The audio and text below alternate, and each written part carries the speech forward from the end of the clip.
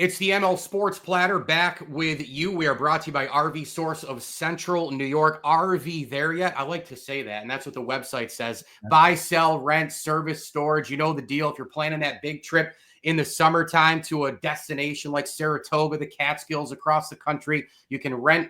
Maybe you're looking to buy too. They have a lot of great products in right now. We'll get an update on the Chase to 100. We're going to talk a ton of golf with my dude, Mike McKay, right here from RV Source of Central New York. You see the website, rvsourcecny.com, and all the social platforms. Go check them out. Mike, welcome back.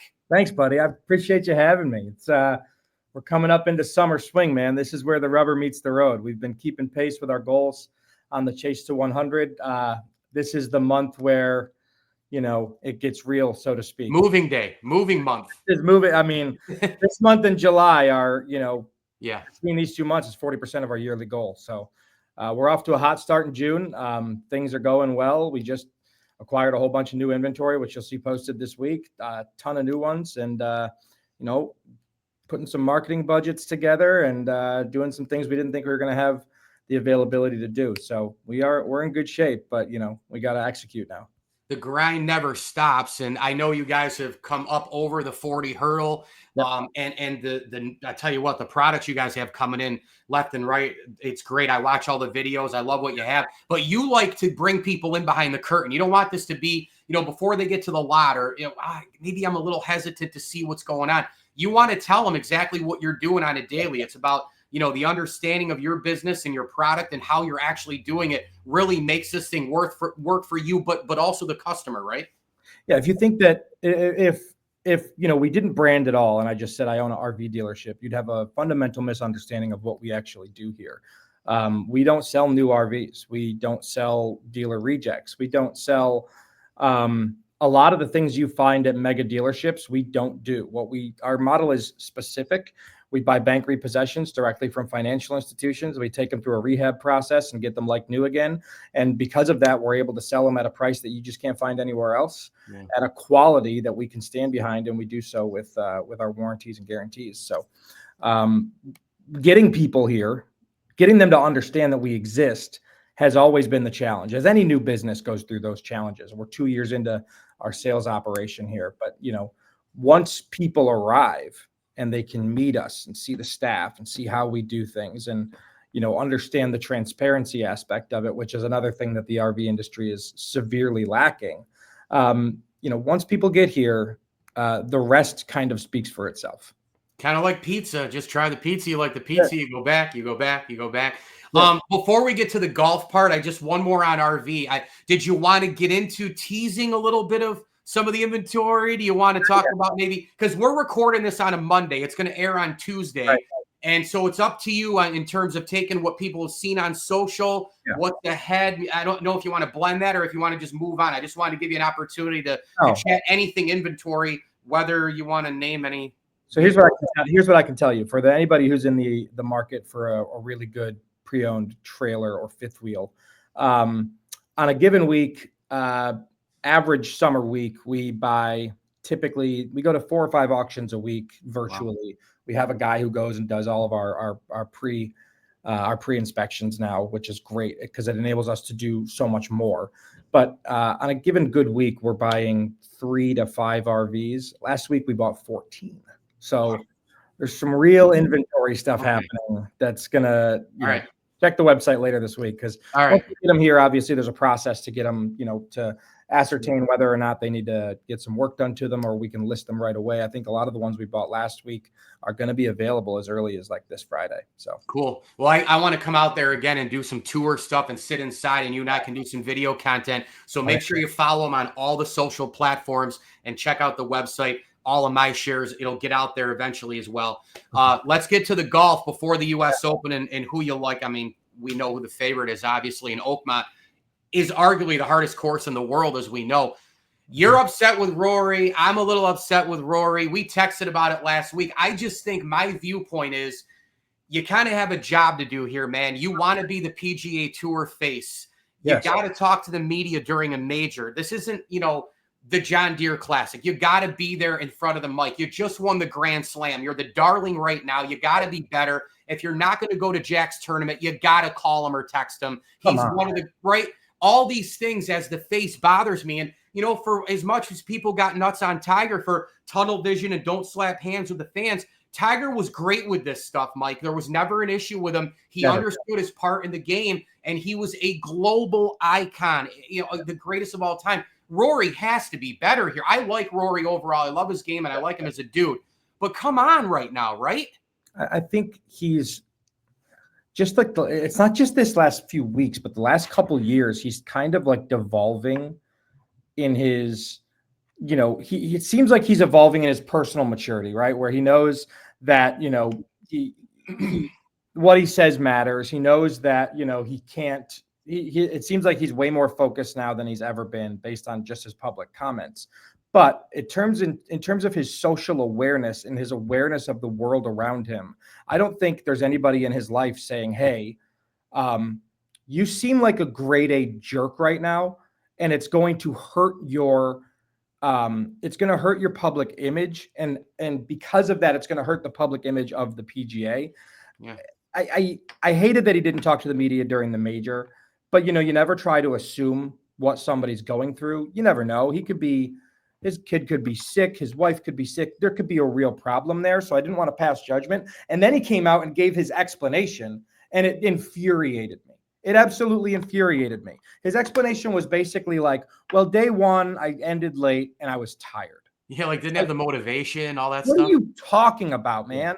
Nobody in the world gets to say, I'm sorry, I didn't do this part of my job, arguably one of the most important parts of my job, because I was tired, and just act like that's an okay excuse. I don't take that from my RV technicians. This guy is the best in the world, and he is compensated accordingly. I don't do the whole, you know, professional athletes are overpaid, because I think everybody is paid exactly what they're worth and what they're able to negotiate. I think he should make $1 billion if he could, but you have to check the boxes. You have to be able to do the whole of your job. None of the other top players, Scott, you tell me Scotty Scheffler doesn't get tired? He never misses the media. You mean Jack, and to your point, Tiger, were never tired? Never? And this is the second time after a major or during where he didn't talk. Last year, he did this as well. And as a member of the sports media for nearly 30 years, I'm not saying you have to be perfect all the time, be in front of the mic all the time, and do everything we need you to do. Right. That's not what I'm saying. What I'm saying is that there is a part of that also those media dollars, the media, Golf Channel, network television, the sponsors, all that comes in, has also somehow gone into your paycheck. Now, Tiger raised those paychecks, but think about the NFL right now when those guys run out of the locker room and don't talk, and they're making $15, $20 million a year when those contracts are coming in for billions of dollars, and that money shuttles into teams, and then it goes into, the dollars to the salary cap. Mike, this is all relevant. He's got to be better with this stuff. I would be, you know, it would be awesome if professional athletes could just be athletes, but that's not what you signed up for. You signed up to be a public figure. You signed up to be an entertainer. All of this is, all professional sports are. No matter the era. It's a TV show, man. That's what you're making. You're making a TV show, and you are one of the compelling figures. And if you don't understand that, and I'm just here to play golf, what a privilege to take, right? But don't crap on all of the other people who are doing it and still fulfilling their media obligations. There's parts of my job that I absolutely hate. You still have to do them every day. I'm sure there's parts of your job that you absolutely hate. Not at all. But you still have to do them. And then to offer an excuse of, oh, well, you know, I was tired and I just wanted to get home. Really? 5 minutes? If you had sat down in that media room and said, hey, guys, I got a few minutes. I'll take time for a few questions. Do you think this would even be a story? Not even. Not even. I just look at him as the guy, when you win the Grand Slam especially, you're at the peak of your powers now again. You've done something. You've admitted the monkey off your back. We all wore him to you. Our hearts broke and came back together when you missed the putt and made the putt at Augusta. We all lived it with him. He's almost become kind of an American golfer, even though he's from Ireland. We kind of adopted him. I don't know, man. You go through those trials, tribulations. He goes on all the late night shows. He's got the green jacket. Isn't this great? Yeah, you're at the top and you're talking. You're all good now. And then all of a sudden, a couple things here and there, and he just snaps and kind of goes the other way. I just feel like that's just not right.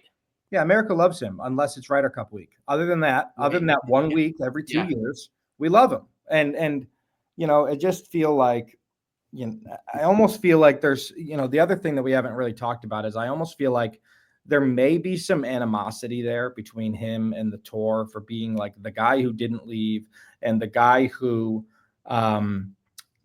stayed, turned down all the Saudi money, who was the mouthpiece of let's keep the tour together. He put it all together in terms of raising the purse, raising the bar. And then they go ahead and they announce a merger with Liv, which I'm sure felt like a slap in the face. But to date, it still hasn't even come to fruition. And who knows if it even will. Right. I can understand that, but you can't take it out on the media, man. It's not their fault. That's not their fault. No doubt about it. And I'm with you on that with behind the back stuff with Liv trying to do that after he did all that. But I will, and this is the final thing I have to say, we'll move right on to the U.S. Open. Even if they were to merge, and even if they went behind the back and all that other sort of stuff, he won the Masters in an event where all players play. Yeah. In the majors, all players play. It's still about the majors, number one, and he won the Grand Slam, and we rode the ride with him. And he was up here, and if you're going to be the face, you got to deal with it both ways. U.S. Open. We know Oakmont. I just saw some pictures this morning about they're putting like the number of the speed of the green. Yeah.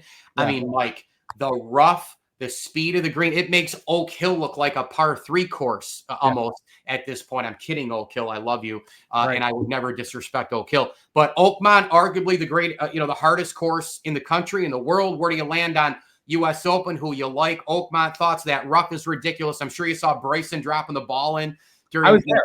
I was at Oakmont a few weeks ago. All right. Well, there you go.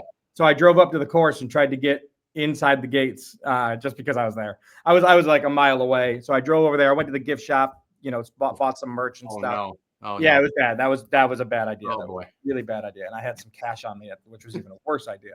But I was out that way at an RV auction. And so I didn't even realize how close I was, but I'm driving on the highway to come home. And I see Oakmont gift shop 1 mile that way, right? So I veer off the highway, and I was there. And, I could get to – I got some pictures I'll send you, but just you can't get into the ropes, but even like just looking at the rough. See it, yeah. And that's why I don't think Scottie Scheffler's going to win. Okay. I don't think he drives it accurately enough. Fair. I think Colin Morikawa has a real shot. That's a solid choice. Number 2 in the PGA in driving accuracy. Yeah. And it all depends for me on which Bryson shows up, because I feel like the thing about Oakmont, I watched Bryson's his YouTube recap of Oakmont. He was there a few weeks ago. He played 18 holes, and he's right. The fairways are 18 yards wide. It's the shortest fairways of any U.S. Open course, or the narrowest fairways of any U.S. Open course. And if you miss the fairway, you're dead. But he kind of pointed out, and you'll see it in the overheads, that when you get past the traditional landing zones, they actually open up a little bit past the fairway bunkers, which is Bryson territory and a few other guys. Yeah. So I feel like there's a little bit of an advantage there. And I would not be surprised to see Scottie win. That's not who I'd put my money on, specifically because, the last event he won, the Memorial there, he didn't drive the ball well at all. He played insanely well, but it didn't hurt him being in the rough. He was still able to get it out of there and land it on the green and keep it on the green. That just won't be the case this week. It won't. Yeah. Close.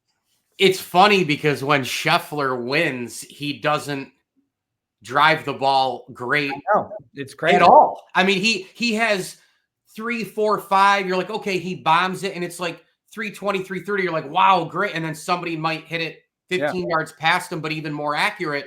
Right. But then his next shot and where he puts it on the green, and then you look up and you're like, he just got 3 birdies on the back 9, and he drove it perfectly twice, great once, and really good twice, and I guess just good 3 times. And then he had one like average, below average drive. Oh wait, there were 2 of those, but he got 3 birdies, and you're like, but he looked great all the way around. But the drive, and could you imagine if he drove elite and straight and the putting became elite, what would we be dealing with here?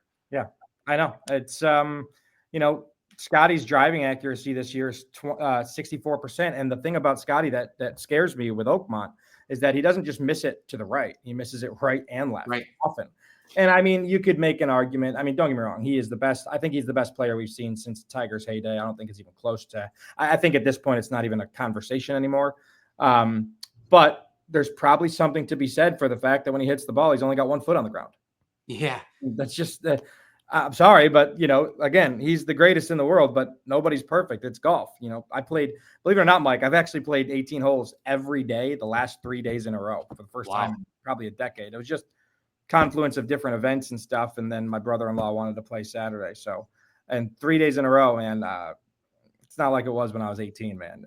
I shot even par Friday at a tough course, at a really tough course. I was at Maumee Bay Resort in Toledo. And I played great. I made the par. I made the turn at even par, and then I went up to 2 over, and then I made a couple birdies coming in, and I felt awesome. I felt amazing. And then I drove the next day home, played at Winona Saturday. I shoot 8 over. It's at a bad course, at a not difficult course. And then I played at Captain and Crew yesterday for Dollars for Scholars with RV Source. So, golf is interesting, and Scotty might be able to play well enough on the 2 days he drives the ball well. But yeah, I think if I'm putting picks out there, I think Morikawa's got a really good shot. I think Bryson DeChambeau is going to be tough to beat. He'll be there, I'm sure, on Sunday. And here's a sleeper for you. This is probably Phil's last event. I don't think it's crazy to think he could be inside the top 10. Really? I mean, he just won last week on the Live Tour. I mean, he's hitting the ball well. He drove the ball well. And he's never won the U.S. Open. He's never won the U.S. Open. That. He's going to be locked in, man. This is his last chance to finish the Grand Slam. And you never know. He could take some off the tee as opposed to when Bryson gets charged up to try to overdo it. Maybe he undercuts a little bit, and that helps him on the iron side. We know the guy's still magical around the green. He had that crazy chip in. Social right now. I don't watch the Live stuff, but clips on social, you can't help it. And I'm like, oh, it's golf. I guess I'll see it. So I mean, it pops up on my TikTok too. I don't watch golf. I'm not interested in 3-day tournaments at all. No, not at all. Final 30 seconds ish. You want a final word for RV for people out there? Sure. That time of year, everybody's getting their RVs ready. Our service calendar is filling up, which is awesome for us. That's a huge thing that we made a lot of investment in over the winter to really increase our service capabilities. So, if you have something that you need done on your RV, this is the best place to come in the world for service. I think our guys are the best.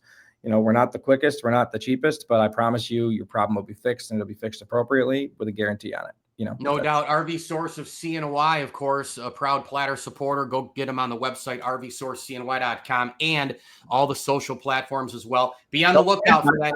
We're playing golf next weekend, you and me, bud. And I can't believe it. I know. It's great. First time in years. I'm excited. Father's Day. It's amazing. Go get them on all the social platforms. The shares will be out there, the inventory in due time as well. Thank you so much to Mike McKay from RV Source of Central New York. Take care, buddy. Later, buddy. Love you. Bye.